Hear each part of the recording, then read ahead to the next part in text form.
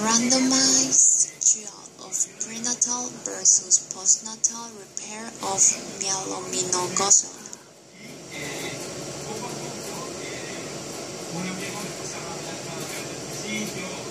Background: prenatal repair of myelomeningocele, the most common form of spina bifida, may result in better neurologic function that repair deferred until after delivery. We compare outcomes of in utero repair with standard postnatal repair.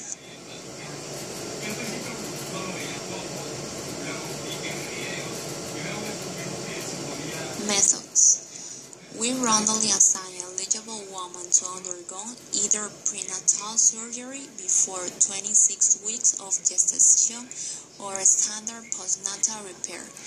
One primary outcome was a composite of fetal or neonatal death or the need for placement of a cerebrospinal fluid shown by the age of 12 months. Another primary outcome at 30 months was a composite of mental development and motor function.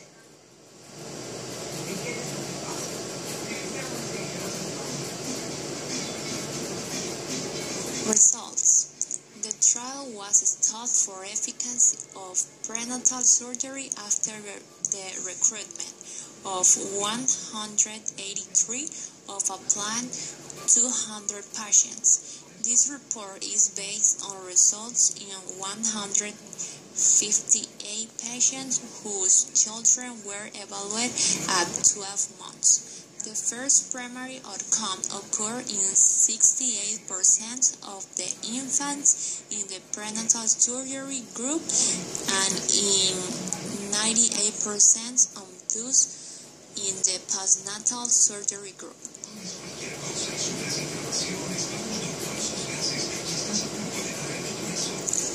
Actual rates of shunt placement were 40% in the prenatal surgery group and 82% in the postnatal surgery group. Prenatal surgery also resulted in improvement in the composite score for mental development and motor function at 30 months, and in improvement in several secondary outcomes, including hindbrain herniation by 12 months and ambulation by 30 months.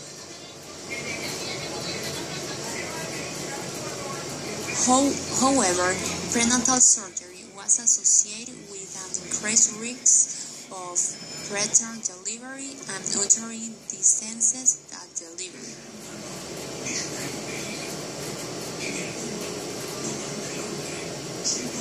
Conclusions: prenatal surgery for myelomeningocele reduced the need for shunting and improved motor outcomes after 30 months, but was associated with maternal and fetal risk.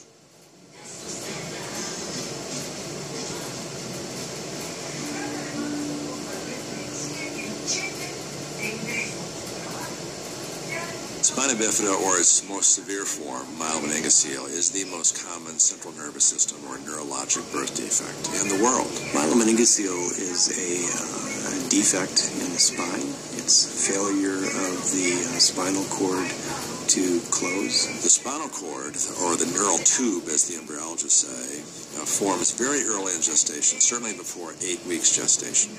And spina bifida is thought to be a failure of the formation and closure of that neural tube.